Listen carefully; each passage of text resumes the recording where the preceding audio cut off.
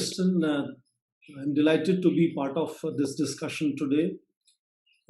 After very interesting and very detailed, exhaustive presentations by James and Robert, particularly, let me try to see where I can do any value addition to this discussion. What we saw in these two presentations, and of course, Alvina's presentation was slightly different, was fundamentally underlining both historical and bilateral issues between China and India. And very often these are seen to be, baggage of both colonial and, of course, Cold War legacies of these two large Asian nations. But just now you heard Alvina as to how the interest in China-India relations is moving not just in these historical bilateral issues, but in their very, very rapidly transforming bilateral equations, which I would usually call beyond the bilateral. It's an interesting fact, and thanks to this Eurasian Institute of Economics, that they are organizing this discussion on China and India. And we have scholars participating from Australia, from UK, from Hong Kong, and from India. And I noticed we also have participants from China, and of course, several scholars from Kazakhstan. Is a reflection of what perhaps is the rapidly changing context, which is no longer either colonial or Cold War context, which explains what is happening between these two nations, but increasingly changing interface that these two nations have at regional and global level. Given their enormous rise and transformation, especially of China, these are no longer countries that are only obsessing about borders, which are nevertheless an issue, continue to be an irritant, and even their growing regional and global interface also creates both new challenges and new opportunities for both of them to engage with each other. So, to a certain extent, for example, even the detailed discussion that we have had on border tensions and claims and counterclaims also get expressed in a sense which perhaps is driven much more by how each of these nations perceive the other, acting at regional and global level. A quick example of tension of last year, for example, on Ladakh region of India-China line of actual control, is very often explained in terms of last 15 or more years of India's gradual growing proximity to United States. And United States comes with a package of friends and allies. So India's changing, drifting policy, engaging United States and its friends and allies in last about 15 years plus is seen something that irritates Chinese leaders, because obviously same 15 years have seen unusual expanding geopolitical footprint of China, especially in South China Sea, which is contested by United States and its friends, and particularly during very, very cantankerous President Donald Trump, we saw how the ratcheting up happened. And therefore, Chinese have to very often respond at all levels, including what they did in Galwan Valley in June of last year. So even the bilateral border tensions perhaps are driven much more by their equations at regional and global level. And that applies also to how both China and India are engaging today. For example, Kazakhstan, which is showing increasing interest, as Alvina mentioned, both in sinology and Indology. I understand that the Chinese had more or less kind of resolved their border tensions with Kazakhstan, but some of them still stay. So, in that sense, both India and Kazakhstan perhaps have that sense of, shall we very politely say, variance of perceptions of their borders vis-a-vis Chinese, which sort of is an issue that makes both Kazakhstan and India look at China in a certain fashion. Some scholars would even explain the growing proximity of Kazakhstan and India. Starting from 2008, you would link it to Beijing Olympics and China really coming out from that time in that sense. And These nations, Kazakhstan and India, for example, have enormous amount of partnerships today in education sector, in petrochemicals, but more interesting, pharmaceuticals. Now, it is interesting that so far in this discussion, we have not mentioned pandemics. And the pandemic's influence again makes the connect of India and Kazakhstan in pharmaceutical sector very interesting. Uranium is another very interesting connect that we have with India and Kazakhstan have. Uh, Twice we have signed agreements from 2010 to 14 and 2015 to 19, where enormous amount of uranium, low graded uranium, is being supplied for power generation in India.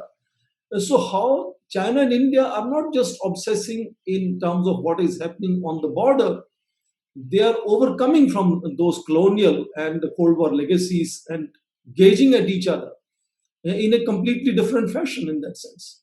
And I think that makes me underline the fact that they both understand that the interactions that China and India have are not going to be, understood in simplistic terms of friends or foes, or whether tensions mean no friendship. Let me give you a simple example.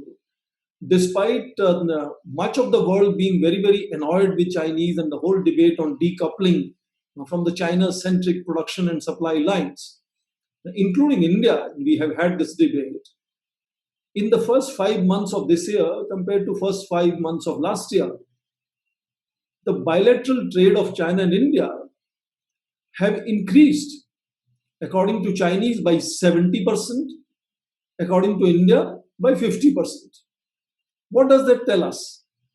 That we have border tensions, we have had skirmishes, minor skirmishes, even enormous forward deployments. About 50 to 60,000 Indian troops are deployed in forward areas with enormous financial costs, even physical costs. But at the same time, we are opening new avenues for Chinese investments into India as I speak to you.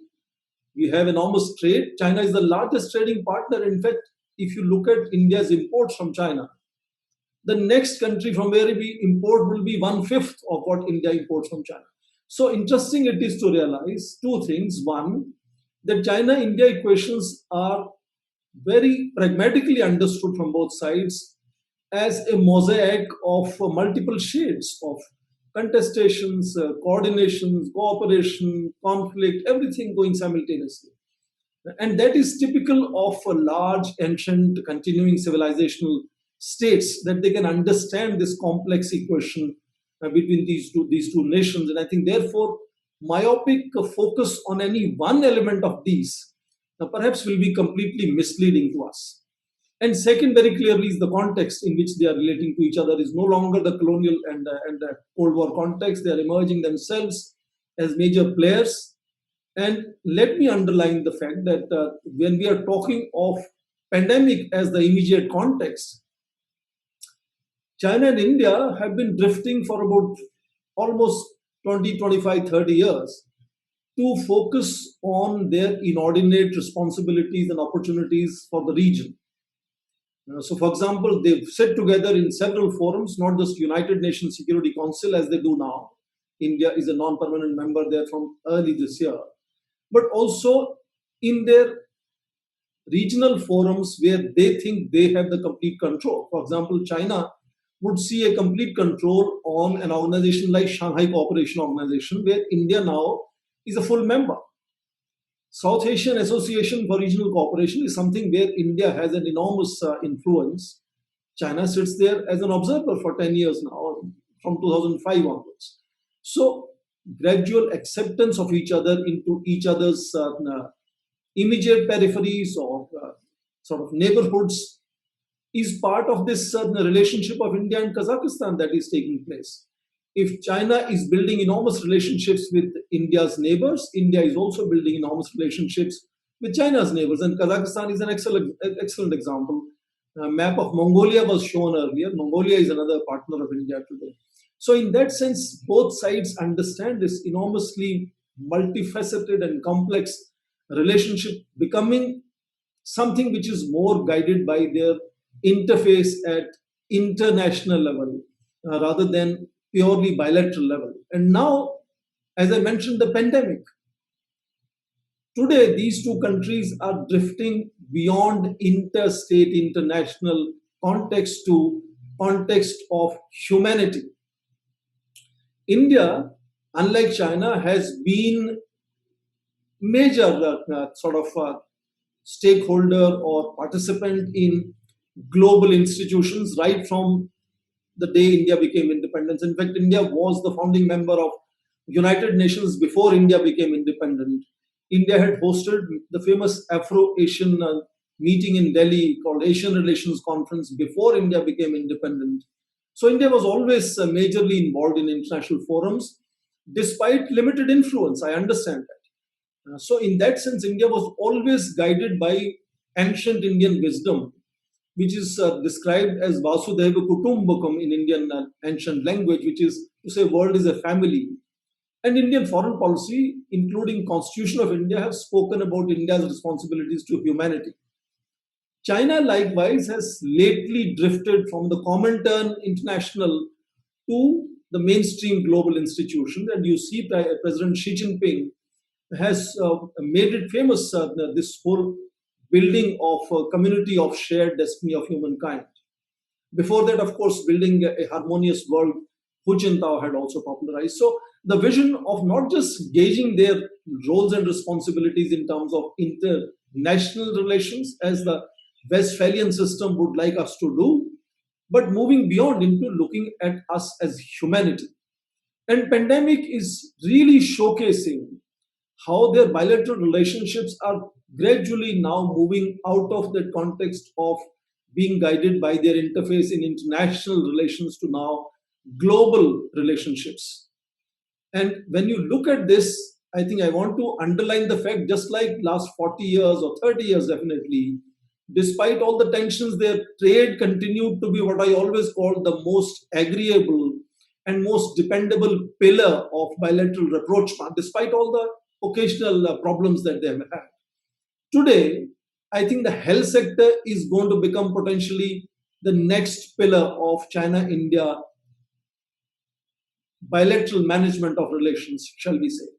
Because let me underline it, they're not only still patrolling together in Gulf of Aden in terms of anti-piracy operations as they are fighting on the border, the medicines that India provided before vaccines became available, hydrochloroquine and paracetamol, around 100 plus countries received India's medicines. But depending on which medicine you are looking at, the raw materials, the active pharmaceutical ingredients, 70 to 90% of those raw materials come from China, even now as I speak to you. So, India being called pharmacy of the world by some countries is undergirded by the supplies of raw materials from China, which also make India's medicines extremely cost effective, let me say cheap, and in a pandemic situation, very, very beneficial to least developed countries and developing nations. Depending on which year you're looking at, between 15 to 17,000 Indian students are mostly learning medicine in China. So let us not overlook that there is a whole spectrum of other relationships, partnerships, irritations that China and India share all the time. And they both really understand that some of these irritants are not going to go away. But can we manage our relationships better? And you have to look at how, for about last 7 years, both the intensity and frequency of face-offs on their line of actual control had increased. And what happened last year, which took both sides by surprise, was simultaneous violent face-off at 4 places on line of actual control. Now, this increasing frequency and intensity was normally explained by a very simple fact that both China and India, particularly China, had built enormous infrastructure on the frontier areas, which made very rapid mobility and very heavy, big scale mobility much more easier to bring large number of forces with heavy equipment to the forward areas very quickly. That is what caused this increased sense of mutual concern, paranoia, and therefore certain fatigue among soldiers who all these years, despite being most potent armed forces in the world, both sides, had shown enormous restraint every time they had a face-off on the border. Can you imagine they only were restricting their interfaces, their face-offs to pushing, shoving, stone pelting at best? You have to understand the restraint that soldiers have maintained in all these instances until something happened June last year. And therefore, let me really, sort of stick my neck out and mention this something that I always conceive of as something very interesting. How line of actual control had come to be over a period of time a method of signaling anxieties from both sides. So it's not something that soldiers lost control and they misunderstood or they did not know what to do, and that is why some people, died last year. This, I think, has also emerged very clearly a method of signaling the other side, and China's anger with India's enormous engagement with quadrilateral security framework now is something that guides what happens on the border. So simultaneously, just as these interface or face-offs were increasing on the border, you have to notice in 2018 August, Chinese Minister of Public Affairs was in Delhi to sign a very significant agreement for internal security cooperation, for intelligence sharing of best practices and training. In 2018 and 19, Prime Minister Modi and President Xi Jinping were not just building but showcasing their bonhomie in their informal summit meetings. So I think it requires a far more complex understanding of how China and India are engaging each other. And of course, it has enormous value to focus on a very limited area and sort of look at what we call from worm's view compared to bird's view. That has relevance. But I think it's also important to put the bilateral relationship in a context in which it is now and in which it is going. And it is definitely moving from international context to now global context. And one has to sort of therefore put things in perspective as to how both these countries see bilateral relationships at all levels, including in their border areas. So let me stop here because I think pandemic is giving a new drift to the relationship here. And I wanted to bring that in. And I also intentionally wanted to bring in the positive spin and the holistic picture rather than looking at very myopic issues, which would give us a very perhaps skewed and myopic understanding of what is happening between these two largest and second largest societies on the planet, largest economy in terms of purchasing power terms, and the fifth largest economy in purchasing power terms. And what they do between them definitely has enormous impact on how world will live in coming times. So therefore, a more nuanced and holistic understanding of these two countries is what I tried to lay before you, and I hope it will generate some appreciation and curiosity in looking at China-India relations from this changing perspective. In case there are any comments to what I said or questions, I'll be more than happy to try and respond to them. Thank you, and back to Christian. Right. Thank you very much, Professor Singh.